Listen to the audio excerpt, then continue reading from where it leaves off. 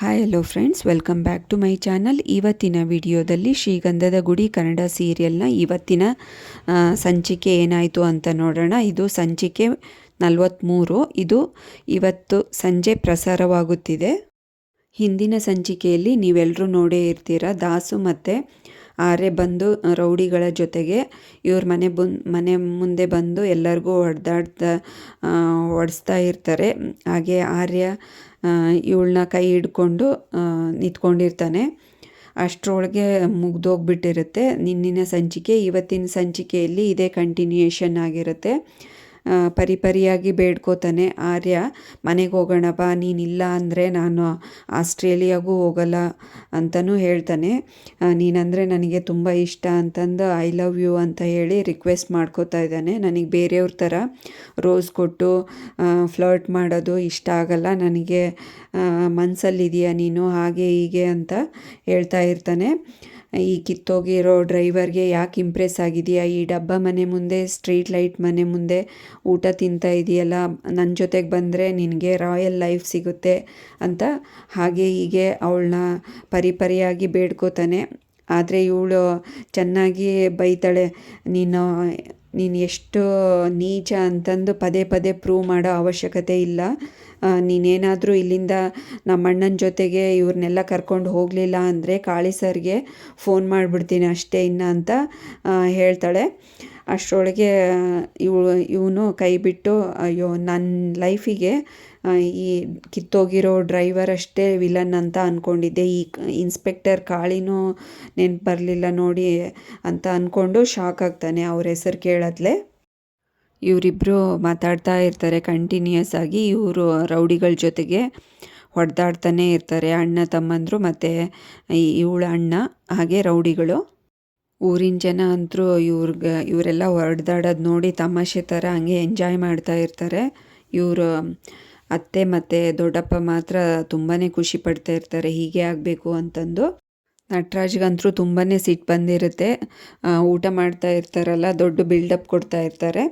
ಹಾಗೆ ಊಟನ ಸಿಟ್ಟು ಬಂದು ಊಟನ ಕಿವುಚ್ಕೊಂಡು ಇನ್ನು ಎದ್ದು ನಿಂತ್ಕೋತಾರೆ.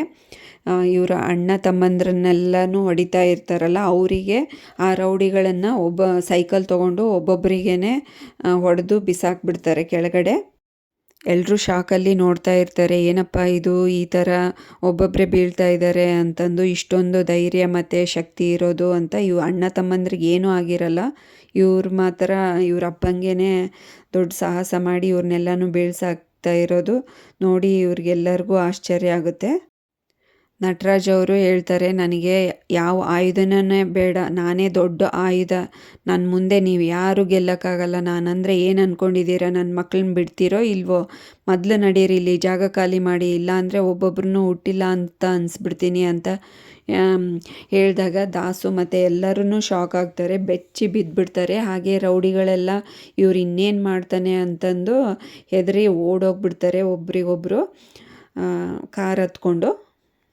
ಅಷ್ಟರೊಳಗೆ ಆರ್ಯ ಇದ್ದು ಒಂದು ದೊಡ್ಡ ಕೋಲ್ ತೊಗೊಂಡು ನಟರಾಜ್ ಅವರಿಗೆ ಹೊಡೆಯಕ್ಕೆ ಹೋಗ್ತಾನೆ. ಆವಾಗ ಮಯೂರ ನೋಡಿಬಿಟ್ಟು ಮಯೂರ ಅಡ್ಡ ಬರ್ತಾನೆ, ಅವ್ರ ಅಪ್ಪಂಗೆ ಹೊಡೆಯೋದನ್ನು ತಪ್ಪಿಸ್ಬಿಡ್ತಾನೆ. ಆ ಏಟು ಮಯೂರನ ತಲೆಗೆ ಬಿದ್ದುಬಿಡುತ್ತೆ. ಅಯ್ಯೋ ಅಂತಂದು ಕೆಳಗಡೆ ಬಿದ್ದುಬಿಡ್ತಾನೆ ಮಯೂರ. ಹೀಗಾಗಿದ್ದಕ್ಕೆ ಅವರಪ್ಪಗಂತೂ ತುಂಬ ಕೋಪ ಬಂದಿರುತ್ತೆ. ಅಲ್ಲೇ ಕೊಡ್ಲಿ ಇರುತ್ತೆ, ಇದು ಕುಡ್ಕೋಲ್ ಥರ, ಅದನ್ನು ತೊಗೊಂಡು ಅವರಿಗೆ ಹೊಡೆಯಕ್ಕೆ ಹೋಗಿರ್ತಾನೆ. ಅಷ್ಟರೊಳಗೆ ಇವರಿಬ್ಬರು ತಪ್ಪಿಸ್ಕೊಂಡು ಓಡೋಗ್ಬಿಡ್ತಾರೆ ಕಾರ್ ಹತ್ಕೊಂಡು. ಚಂದನ ಅವರ ಅಣ್ಣ ಮತ್ತು ಆರ್ಯ ಎದ್ನೋ ಬಿದ್ನೋ ಅಂತಂದು ಓಡೋಗ್ತಾರೆ. ಅಷ್ಟರೊಳಗೆ ಮಯೂರಿಗೆ ಏನಾಗಿದೆ ಅಂತಂದು ಒಬ್ರಿಗೊಬ್ರು ಬಂದು ಅವನ್ನ ಹಿಡ್ಕೋತಾರೆ. ನಟರಾಜನು ಅಷ್ಟೇ, ಏನಾಯಿತು ಮಗ ಅಂತಂದು ಮುಂದೆ ಬಂದು ಇದು ಮಾಡ್ತಾರೆ. ಆವಾಗ ಹರಿ ಮತ್ತು ಕಂಠಿ ನಾವು ಒಬ್ಬರು ಹೋಗಿ ಏನಾಯಿತು ಅಂತ ಹಾಸ್ಪಿಟ್ಲಲ್ಲಿ ತೋರಿಸ್ಕೊಂಬರ್ತೀವಿ, ನೀನು ಇಲ್ಲೇ ಇರು, ಅದಕ್ಕೆ ನೋಡ್ಕೊ ಅಂತ ಕಂಠಿ ಹೇಳ್ತಾನೆ. ಇವರು ಎದ್ನೋ ಬಿದ್ನೋ ಅಂತ ಹಾಸ್ಪಿಟ್ಲಿಗೆ ಹೋಗ್ತಾರೆ. ಇವರು ಊರಿನ ಜನ ಎಲ್ಲನೂ ಆಡ್ಕೊಳಕ್ಕೆ ಸ್ಟಾರ್ಟ್ ಮಾಡ್ತಾರೆ. ಈ ಹೆಂಗಸು ಹೇಳ್ತಾಳೆ, ಇವ್ರು ಉದ್ಧಾರ ಆಗಲ್ಲ ಬಿಡು ಅಂತ ಹೇಳ್ತಾಳೆ. ಇಂಥ ಅಪ್ಪನಿಗೆ ತಕ್ಕ ಮಕ್ಕಳು, ಇಂಥ ಮಕ್ಕಳು ಇದ್ಬಿಟ್ರೆ ಮನೆ ಉದ್ಧಾರ ಆದಂಗೆ ಅಂತ ಹೇಳಿದಾಗ ಇವ್ರಿಗೆಲ್ಲರಿಗೂ ಬೇಜಾರಾಗುತ್ತೆ. ಇನ್ನು ಪಕ್ಕದಲ್ಲಿರೋ ಹೆಂಗಸು, ಈಗಿನ ಹೇಳ್ದಲ್ಲಕ್ಕ ಇವರು ಎಷ್ಟು ಚೆನ್ನಾಗಿದೆ ಮಕ್ಕಳು, ಒಳ್ಳೆ ಮಕ್ಕಳು ಅಂತ ಅಂದಾಗ ನಟರಾಜ್ ಅವ್ರು ಹೇಳ್ತಾರೆ, ಇನ್ನೊಂದು ಕಣ್ಣು ತೆಗೆತ್ಲೆ ನೀವು ಇಲ್ಲ ಅಂದರೆ ಸರಿ, ಇಲ್ಲ ಅಂದರೆ ಒಬ್ಬೊಬ್ರನ್ನೂ ಕೊಚ್ಚಾಕ್ಬಿಡ್ತೀನಿ ಅಂದ ತಕ್ಷಣ ಎಲ್ಲರೂ ದಿಕ್ಕಾಪಾಲಾಗಿ ಓಡೋಕ್ಕೆ ಸ್ಟಾರ್ಟ್ ಮಾಡಿಬಿಡ್ತಾರೆ. ಅಷ್ಟರಲ್ಲಿ ನಟರಾಜ್ ಅವರು ಅದು ಹೊರಗಡೆ ಮಂಚದ ಮೇಲೆ ಕುತ್ಕೊಂಡು ಸಿಗರೇಟ್ ಸೇತಾ ಇರ್ತಾರೆ. ಈ ಕಡೆ ಚಂದನ ಇದೆಲ್ಲ ಚೆಲ್ಲಾಪಿಲ್ಲಿ ಆಗಿರುತ್ತೆ, ನನ್ನಿಂದನೇ ಇವ್ರಿಗಿಷ್ಟೆಲ್ಲ ಆಯಿತು ಅಂತ ಬೇಜಾರಲ್ಲಿರ್ತಾಳೆ. ಮುತ್ತುರಾಜ್ ಅವ್ರು ಬರೋದನ್ನೇ ಕಾಯ್ತಾ ಇರ್ತಾನೆ. ನೀವು ಒಳಗಡೆ ಹೋಗಿ ರೆಸ್ಟ್ ತೊಗೊಳ್ಳಿ ಅಂತ ಚಂದನಾಗೆ ಹೇಳಿದಾಗ, ಇಲ್ಲ ಪರವಾಗಿಲ್ಲ ನಾನು ಇಲ್ಲೇ ಇರ್ತೀನಿ, ನನಗೇನೂ ಆಗೋದಿಲ್ಲ, ಪರವಾಗಿಲ್ಲ ಬಿಡಿ ನಾನು ಇಲ್ಲೇ ಇರ್ತೀನಿ ಅಂತ ಮತ್ತೆ ಹೇಳ್ತಾಳೆ. ನಟರಾಜ್ ಅವರು ಕೇಳ್ತಾರೆ, ಅವ್ರು ನಿಮ್ಮ ಅಣ್ಣ ಏನಮ್ಮ ಅಂತ ಅಂದಾಗ, ಹೌದು, ಇನ್ನೊಬ್ಬರು ಜೊತೆಗೆ ಬಂದವ್ರು ಯಾರು ಅಂತ ಕೇಳಿದಾಗ ನಂಗೆ ಗೊತ್ತಿಲ್ಲ ಅಂತ ಹೇಳ್ತಾಳೆ ಚಂದನ.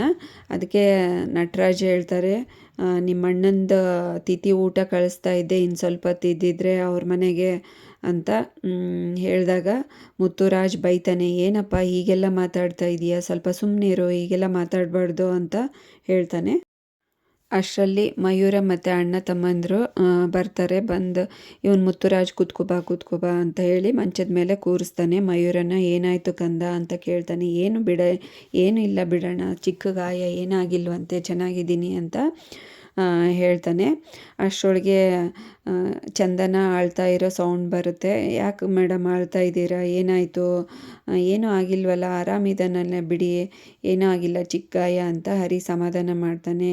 ಇಲ್ಲ, ನನ್ನಿಂದನೇ ಇಷ್ಟೆಲ್ಲ ಆಗಿದ್ದು, ನಾನು ನಿಜ ಹೇಳ್ಬಿಡ್ತೀನಿ ಅಂತ ನಿಜ ಹೇಳಕ್ಕೆ ಹೋಗ್ತಾಳೆ. ಆವಾಗ ಹರಿನೇ ತಡೆದ್ಬಿಡ್ತಾನೆ. ಏನೋ ಅದಕ್ಕೆ ಅಂತ ಬಾಯಿ ತುಂಬ ಹೇಳ್ತಾ ಇದ್ದಾನೆ, ನಿಮಗೋಸ್ಕರ ಈ ಥರ ಎಷ್ಟೇ ಕಷ್ಟ ಬಂದ್ರೂ, 100 ಏಟು ಬಂದ್ರೂ ನಾನು ಸಹಿಸ್ಕೋತೀನಿ ಅದಕ್ಕೆ ಅಂತ ಹೇಳಿರ್ತಾನಲ್ಲ. ಅದಕ್ಕೆ ಇವಾಗ ನೀವು ಈ ವಿಷಯ ಹೇಳಿದರೆ ಅವನು ಅಳ್ಕೊತಾನೆ ಮಲ್ಕೋತಾನೆ, ಇವತ್ತೊಂದಿನ ಆರಾಮಾಗಿ ಮಲ್ಕೊಳ್ಳಿ ಬಿಡಿ ಅಂತ ಹೇಳ್ತಾನೆ ಹರಿ. ಬನ್ನಿ ಎಲ್ಲರೂ ಊಟಕ್ಕೆ ಹೋಗೋಣ ಅಂತ ಒಳಗಡೆ ಹೋಗ್ತಾರೆ. ಅಷ್ಟರೊಳಗೆ ನಟರಾಜ್ ಅವರು ಫಿಲ್ಮಿ ಸ್ಟೈಲಲ್ಲಿ ಒಂದು ಫೋಸ್ ಕೊಡ್ತಾರೆ, ಅದನ್ನು ತೋರಿಸ್ತಾರೆ. ನೆಕ್ಸ್ಟು ಇವರಿಬ್ಬರು ರೂಮಲ್ಲಿ ಮಾತಾಡ್ತಾ ಇರ್ತಾರೆ. ಬನ್ನಿ ಮೇಡಮ್ ರೆಸ್ಟ್ ತೊಗೊಳ್ಳಿ, ಮಲ್ಕೊಳ್ಳಿ, ಇನ್ನು ನಾಳೆ ಮಾತಾಡೋಣ ಅಂತ ಹೇಳಿ ಹರಿ ಹೋಗಬೇಕು ಅಂದಾಗ ಇವಳು ಚಂದನ ತಡೆದ್ಬಿಟ್ಟು, ನನ್ನನ್ನು ಯಾವಾಗ ಕರ್ಕೊಂಡು ಹೋಗ್ತೀರಾ ಹೇಳಿ ಹಾಸ್ಟೆಲ್ಗೆ ಅಂತ ಹೇಳ್ತಾಳೆ. ಆಯಿತು ಮೇಡಮ್, ಎಲ್ಲಿದ್ದರೂ ಅಲ್ಲಿಗೆ ಬರ್ತಾರಲ್ಲಪ್ಪ ಅಂತ ಮನಸ್ಸಲ್ಲಿ ಅನ್ಕೋತಾ ಇರ್ತಾನೆ.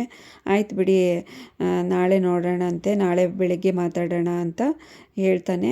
ಇಲ್ಲ, ನನಗೆ ಇವಾಗಲೇ ಮಾತಾಡಬೇಕು, ನನ್ನಿಂದ ಎಷ್ಟು ತೊಂದರೆ ಆಗ್ತಾಯಿದೆ, ಇನ್ನೊಂದು ಹೋಗಿ ಇನ್ನೊಂದು ಆಗಬಾರ್ದು ನನ್ನಿಂದ. ನಾನು ಬೆಂಗಳೂರಿಗೆ ಬಂದಿರೋ ಉದ್ದೇಶನೇ ಬೇರೆ, ನಾನು ಜಾಬ್ ಹುಡ್ಕೋತೀನಿ, ನನ್ನನ್ನು ನಾಳೆನೇ ಕಳಿಸ್ಬಿಡಿ ಹಾಸ್ಟೆಲ್ಗೆ ಅಂತ ಹೇಳ್ತಾಳೆ.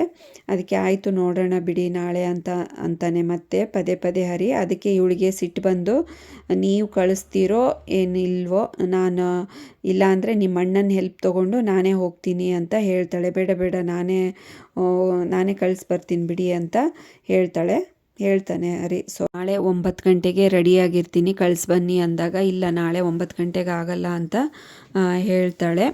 ಹೇಳ್ತಾನೆ ಹರಿ. ಅದಕ್ಕೆ ಚಂದನ ಹೇಳ್ತಾಳೆ, ಆಯಿತು ನಿಮ್ಗೆ ಆಗಲ್ಲ ಅಂದರೆ ನಿಮ್ಮ ಅಣ್ಣನ ಹೆಲ್ಪ್ ತೊಗೋತೀನಿ, ನಿಮ್ಮನ್ನೆಲ್ಲರನ್ನೂ ಬಿಟ್ಟರೆ ನಂಗೆ ಯಾರಿದ್ದಾರೆ ಅಂತ ಹೇಳ್ತಾಳೆ. ಬೇಡ ನಾನು ಆಗಲ್ಲ ಅಂದರೆ 9 ಗಂಟೆಗೆ ಆಗಲ್ಲ ಅಂತ ಹೇಳಿದ್ದು, ಬೇಕಿದ್ದರೆ 12 ಗಂಟೆಗೆ ಆಗುತ್ತೆ ಅಂತ ಹೇಳ್ತಾನೆ. ಆಯಿತು ಇನ್ನು ಮಲ್ಕೊಳ್ಳಿ ಅಂತ ಹೇಳಿ ಹೊರಟೋಗ್ತಾನೆ. ಇವಳು ಬಾಗಿಲಿಗೆ ಅಡ್ಜಸ್ಟ್ ಮಾಡಿ ಇಡಕ್ಕೆ ಹೋಗ್ತಾಳೆ. ಬಟ್ ಚಿಲ್ಕ ಸರಿಯಾಗಿರುತ್ತೆ. ಪರವಾಗಿಲ್ವೇ, ನನ್ನ ಕಷ್ಟನ ಅರ್ಥ ಮಾಡಿಕೊಂಡು ಚಿಲ್ಕ ಸರಿ ಮಾಡಿಸಿದ್ದಾರೆ, ಇನ್ನು ನೆಮ್ಮದಿಯಾಗಿ ಮಲ್ಕೋಬೋದು, ಇನ್ಯಾವ ತೊಂದರೆ ಇಲ್ಲ ಅಂತ ಹೋಗಿ ಮಲ್ಕೊತಾಳೆ. ಅಷ್ಟರಲ್ಲಿ ಬೆಳಗಾಗೋ ಸೀನ್ ತೋರಿಸ್ತಾರೆ. ನೆಕ್ಸ್ಟು ಹೊರಗಡೆ ಗಂಧದ ಗುಡಿ ಮೇನ್ ಎಂಟ್ರೆನ್ಸಲ್ಲಿ ಮನೆ ಇರುತ್ತಲ್ಲ, ಅಲ್ಲಿ ಸೈಕಲ್ ನಿಂತಿರುತ್ತೆ.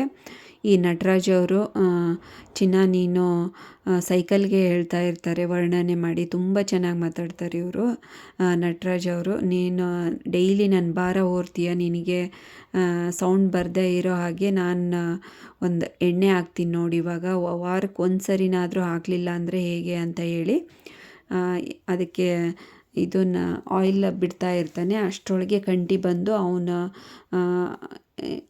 ಗಾಡಿಗಿಟ್ಟಿರೋ ಆಯಿಲ್ನ ಹುಡುಕ್ತಾ ಇರ್ತಾನೆ. ಇಲ್ಲಿ ಬಂದು ಏನಯ್ಯ ನಂದು ಆಯಿಲ್ ಬಾಟಲ್ ತೊಗೊಂಡು ಬಂದು ಕದ್ಕೊಂಡು ಬಂದಿದೆಯಾ ಅಂತ ಬೈತಾ ಇರ್ತಾನೆ. ನಾನು ಯಾಕೆ ಕದ್ಕೊಂಡು ಬರಲಿ, ನಂದು ಆದ ತಕ್ಷಣ ಅಲ್ಲೇ ಇಡ್ತೀನಿ ಅಂತ ಹೇಳ್ತಾನೆ. ಮತ್ತು ಕದ್ಕೊಂಡು ಬರಲಿಲ್ದ ಏನೋ ಬೇರೆಯವ್ರದ್ದು ವಸ್ತುನ ಕೇಳಲಿಲ್ದ ಮುಡ್ತೀಯಲ್ಲ, ಅದು ಕದ್ಕೊಂಡು ಬಂದಂಗೆ ತಾನೇ ಅಂತ ಕಂಠಿ ಹೇಳ್ತಾನೆ. ಇನ್ನೊಂದು ಸರಿ ನಂದು ಆಯಿಲ್ ಬಾಟಲ್ ಮುಟ್ಟಿದರೆ ಅಷ್ಟೇ ನಿನಗೆ ಅಂತ ಹೇಳ್ತಾನೆ. ಏನು ಒಂದು ಆಯಿಲ್ ಬಾಟಲ್ಗೆ ಹೀಗೆ ಮಾಡ್ತೀಯ, ನಿಮ್ಮ ಅಪ್ಪನ ಹತ್ರ ಹೀಗೆ ಜಗಳಾಡ್ತೀಯಾ ಅಂತಾನೆ ನಟರಾಜ. ಈ ಕಿತ್ತೋಗಿರೋ ಸೈಕಲ್ಗೆ ಎಷ್ಟು ಮಾಡಿದರೂ ಅಷ್ಟೇ, ಅದನ್ಯಾಕೆ ಇದು ಮಾಡ್ತೀಯಾ ಅಂತ ಹೇಳಿ ಜಗಳಕ್ಕೆ ನಿಂತ್ಕೊಂಡ್ಬಿಡ್ತಾನೆ, ಹೊಡಿತಾ ಇರ್ತಾನೆ. ಅದಕ್ಕೆ ನಟರಾಜ್ ಅವರು ಒಂದು ಆಯಿಲ್ ಬಾಟಲ್ ಸಲುವಾಗಿ ಅಪ್ಪನ್ನೇ ಕೊಂದೆ ಅಂತ ಹೇಳ್ಸ್ಕೊಬೇಡ ಮಗ, ಬಿಡು ನನಗೆ ಅಂತ ಹೇಳ್ತಾ ಇರ್ತಾನೆ. ಅಷ್ಟರೊಳಗೆ ಚಂದನ ಬರೋದನ್ನು ನೋಡಿಬಿಡ್ತಾನೆ ಕಂಠಿ. ಇವಾಗ ಫುಲ್ಲು ಮಾತೇ ಚೇಂಜ್ ಆಗಿ ಹೋಗ್ಬಿಡುತ್ತೆ. ಏನಪ್ಪ ನೀನು, ನಾವು ಇಷ್ಟು ಜನ ಮಕ್ಕಳು ಇದ್ದೂ ನೀನು ಕಷ್ಟಪಟ್ಟು ಈ ಸೈಕಲಲ್ಲಿ ಓಡಾಡಬೇಕಾ, ನಾವು ಡ್ರಾಪ್ ಮಾಡಲ್ವಾ, ಬಾ ಎಲ್ಲಿಗೆ ಹೋಗಬೇಕು ನಾನೇ ಡ್ರಾಪ್ ಮಾಡ್ತೀನಿ ಅಂತ ಹೇಳ್ತಾನೆ. ಇದನ್ನೆಲ್ಲ ನೋಡಿ ಯಾಕಪ್ಪ ಇವನು ಇಷ್ಟು ಚೇಂಜ್ ಆದ ಅಂತ ಶಾಕಲ್ಲಿರ್ತಾನೆ ನಟರಾಜು. ಏನಾಗ್ತಾ ಇದೆ ಅಂತ ತಿಳಿತಾ ಇರಲ್ಲ. ಹಾಗೆ ಡ್ರೆಸ್ಸನ್ನು ಸರಿ ಮಾಡ್ತಾ ಇರ್ತಾನೆ. ನೋಡು ಹೇಗೆ ಪಂಚೆ ಉಟ್ಕೊಂಡಿದೀಯಾ, ನೀಟಾಗಿರೋಕ್ಕಾಗಲ್ವಾ ನಿನಗೆ ಅಂತ, ಹಾಗೆ ಹೀಗೆ ಅಂತಂದು ಅವ್ರ ಅಪ್ಪನ್ನ ತುಂಬಾ ಇಷ್ಟಪಟ್ಟವ್ರ ಥರ ಮಾತಾಡಿಸ್ತಾ ಇರ್ತಾನೆ. ಅಲ್ಲಿಗೆ ಈ ಸಂಚಿಕೆಯನ್ನು ಮುಕ್ತಾಯಗೊಳಿಸ್ತಾರೆ. ಒಂದೊಂದು ಡೈಲಾಗೂ ತುಂಬಾ ಚೆನ್ನಾಗಿರುತ್ತೆ. ಅಷ್ಟು ಇಬ್ಬರು ತಂದೆ ಮಕ್ಕಳು ನಾಟಕದ ಥರ ಮಾಡ್ತಾ ಇರ್ತಾರೆ. ಅಷ್ಟರೊಳಗೆ ಚಂದನಗೆ ಶಾಕ್ ಆಗುತ್ತೆ, ಹೀಗೆ ನೋಡ್ತಾ ಇರ್ತಾಳೆ. ಇಲ್ಲಿವರೆಗೂ ಈ ವಿಡಿಯೋ ನೋಡಿದ್ದಕ್ಕೆ ಎಲ್ರಿಗೂ ಥ್ಯಾಂಕ್ಸ್. ಹಾಗೆ ನೆಕ್ಸ್ಟ್ ವಿಡಿಯೋದಲ್ಲಿ ತುಂಬ ಇಂಟ್ರೆಸ್ಟಿಂಗ್ ಆದ ತಿರುವುಗಳಿವೆ. ಹಾಗೆ ಅಲ್ಲಿವರೆಗೂ ನೆಕ್ಸ್ಟ್ ವಿಡಿಯೋ ಬರೋವರೆಗೂ ಕಾಯ್ತಾ ಇರಿ. ಹಾಗೆ ಈ ವಿಡಿಯೋ ಇಷ್ಟ ಆದರೆ ಲೈಕ್ ಮಾಡಿ, ಶೇರ್ ಮಾಡಿ, ಕಮೆಂಟ್ ಮಾಡಿ. ಹಾಗೆ ಚಾನಲ್ನ ಸಬ್ಸ್ಕ್ರೈಬ್ ಮಾಡ್ಕೊಳ್ಳಿ. Thanks for watching this video.